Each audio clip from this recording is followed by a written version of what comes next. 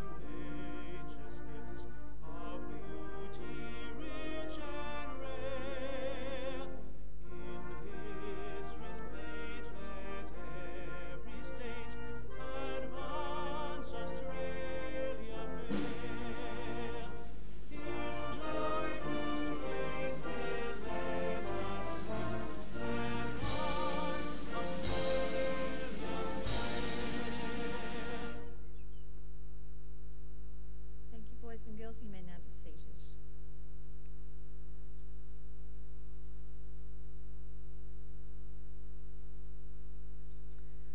The Australian War Memorial was the vision of Charles Bean, Australia's First World War official historian. Bean landed with the Australian troops on Gallipoli and stayed with them at the front through to the end of the war.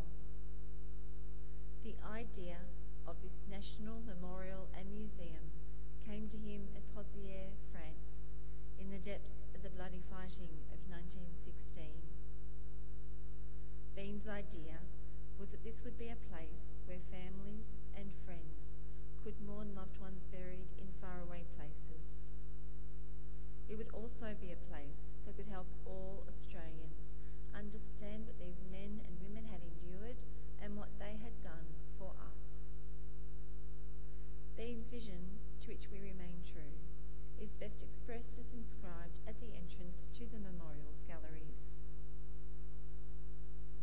Here is their spirit, in the heart of the land they loved, and here we guard the record which they themselves made. Tonight, we'll read the story behind just one of those on the Roll of Honour, which lists the names of more than 102,000 men and women who have given their lives for us in war and operations for over more than a century. But first we present a lament, Flowers of the Forest. Wreaths and floral tributes will now be laid at the base of the pool of reflection.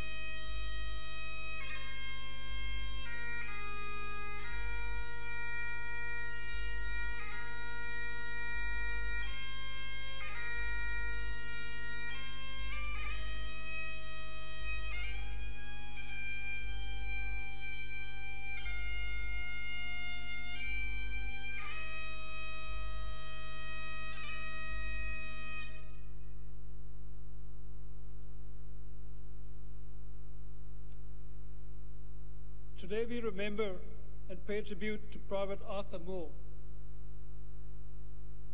Arthur Moore was born in 1875, one of 12 surviving children of Henry and Tersia Moore of Warminster in Wiltshire in England.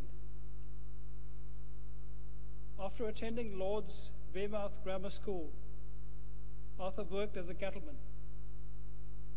He spent 5 years in the North Somerset Yeomanry before emigrating to Australia in 1901. He was said to have loved a fight and ran a boxing ring in Perth for a while. He later settled in Victoria, where he worked as a barman in Melbourne and Colac in the years before the war.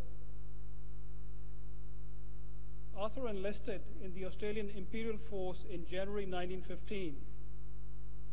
After training at Broadmeadows near Melbourne, he embarked for Egypt in April 1915 with a reinforcement group for the 5th Battalion.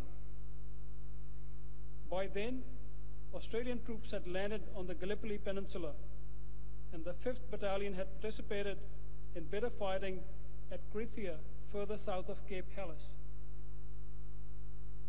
Arthur joined the battalion on Gallipoli after it returned to the Anzac Cove and was recovering from its heavy losses.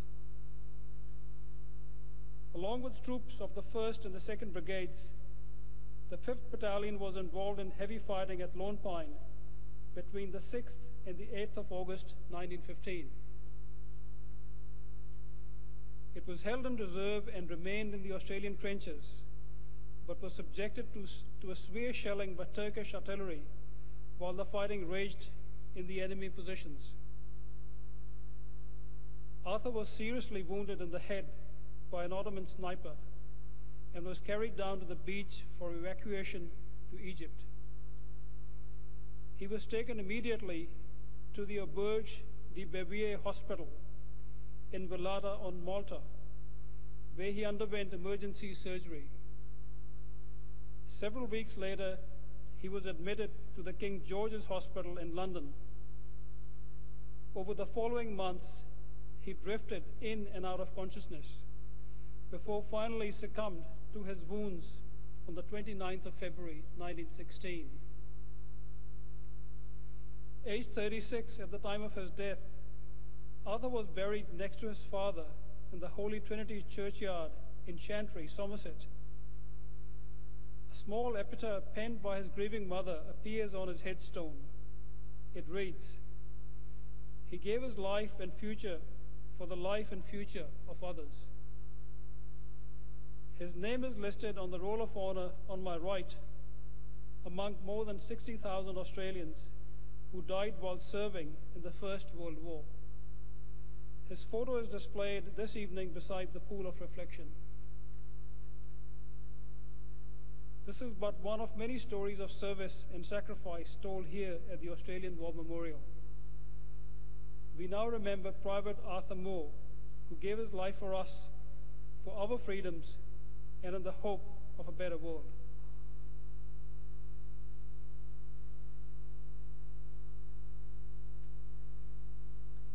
Boys and girls, can you please stand for the ode and last post?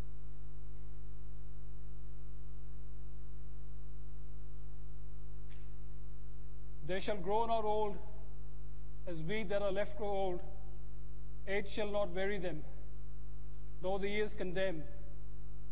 At the going down of the sun and in the morning, we will remember them.